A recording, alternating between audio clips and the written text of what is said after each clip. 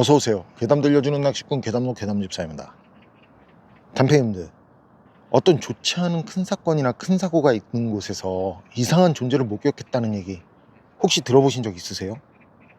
그런 곳에는 늘 있을 것 같은 존재, 감은 오는데 그런 존재들은 우리가 아는 영과 확실히 좀 다를 것 같은데 말이죠. 사람이 죽어서 된다는 귀신이 아닐 수도 있을 것 같고.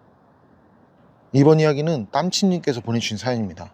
땀치님 사연 제보 감사합니다. 그럼 땀치님의 기묘한 경험담 괴담집사의 시점으로 떨어보겠습니다.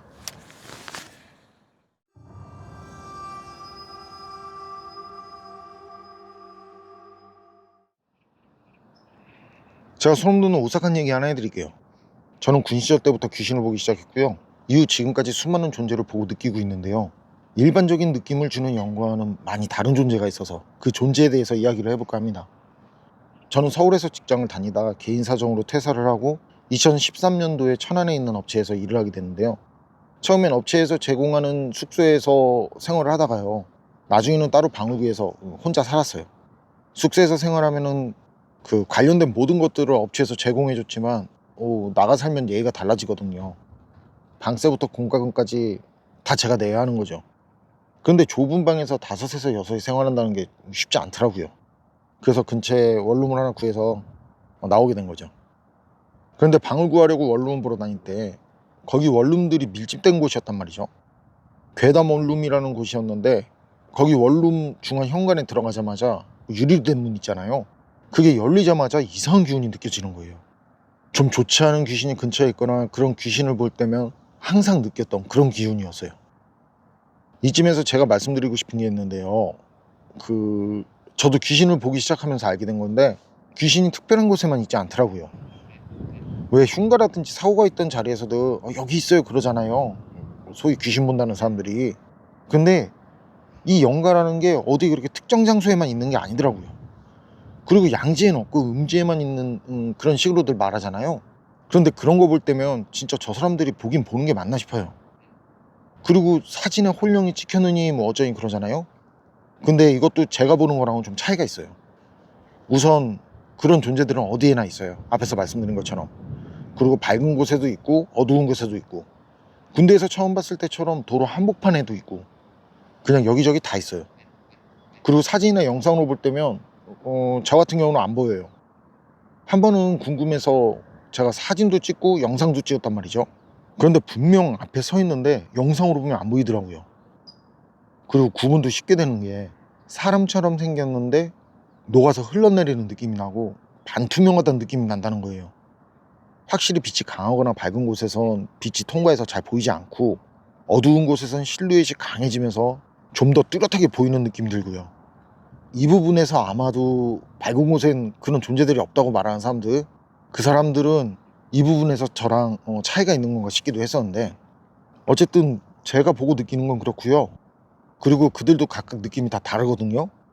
어떤 존재는 차갑고 어떤 존재는 화가 나 있고 어떤 존재는 슬프고 하지만 그들보다 더 무서운 존재들은 따로 있다는 거. 제가 이런 부분 때문에 병원에 가서 검사도 하고 상담도 했었는데 검사 결과도 상담 소견도 전혀 이상이 없다는 게 더 무서웠지만 말이죠. 여튼 그런 뭔가 다른 느낌이 드는 존재가 주변에 있다는 건 정말 쉽게 알 수 있어요. 머리에 마치 그 얇은 링을 쓴 것처럼 그렇게 얇은 선을 따라서 머리 주변에 전기가 흐르는 것 같고요. 그 전기가 흐르는 듯한 선을 기준으로 분명 머리 윗부분 어느 한쪽이 아파요. 편두통하고는 다른 이게 설명하기가 좀 힘들어요.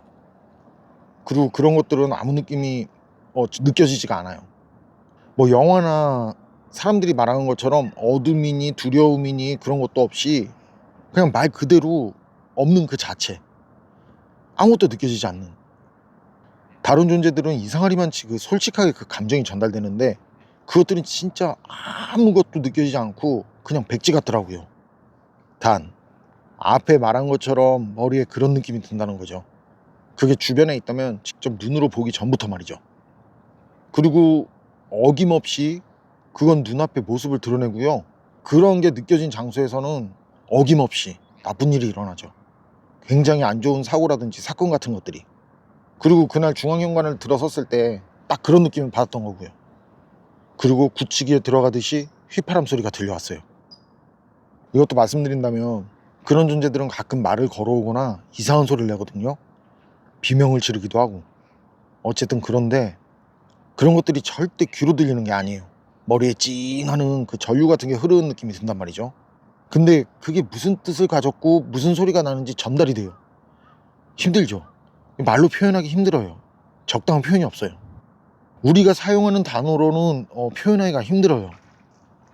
그리고 머릿속으로 생각을 하면서 입으로 다른 말을 하잖아요. 알아요. 제가 말하는 걸 듣는 게 아니라 제 생각을 읽어요. 그게 느낌으로 그런 이건 느낌도 아닌데 어쨌거나 이상한 느낌으로 제 생각을 알고 있다는 게 전해져요. 그런데 뭔가 확실히 다르고 소름 돋고 무섭다는 그 존재들, 그런 존재들은 말도 없고 비명도 지르지 않아요. 단지 휘파람 소리를 내요. 길게.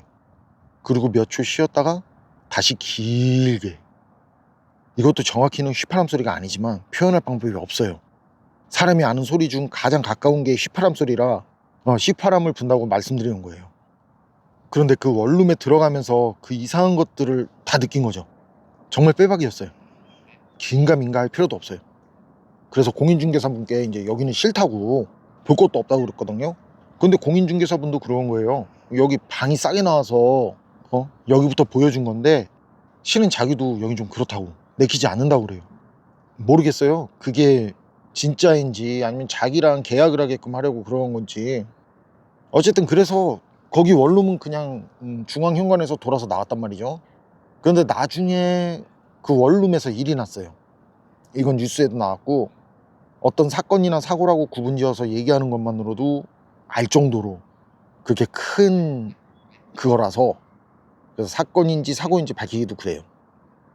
그리고 조금이라도 그 원룸에 피해가는 일이 없길 바라는 마음이라 그 원룸에 대해서는 여기까지만 말하도록 할게요.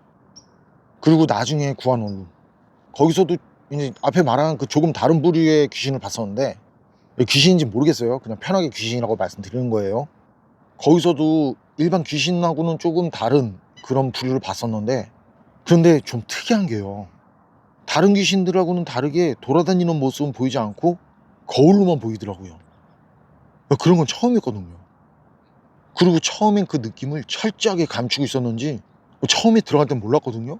근데 날이 갈수록 정말 좋지 않은 그런 기운을 느끼게 되는 거죠, 이제. 그리고 나중엔 본색을 드러내는데 그때 휘파람을 불더라고요. 자고 있는데 제 옆으로 다가와서 제 귀에 대고. 그래서 공인중개사한테 사실대로 말을 했어요. 나 거기서 못 살겠다. 혹시 거기 무슨 일이 있었던 거 아니냐, 이렇게. 근데 아닌 게 아니라 제가 들어간 방 거기서 일이 있었어요. 이것도 사건인지 사고인지 밝히기 힘들 정도로 그렇게 큰 일. 어쨌든 사전에 그걸 세입자에게 알리지 않았다는 이유가 계약 무효가 될 정도로 큰 일이 있었다는 거죠.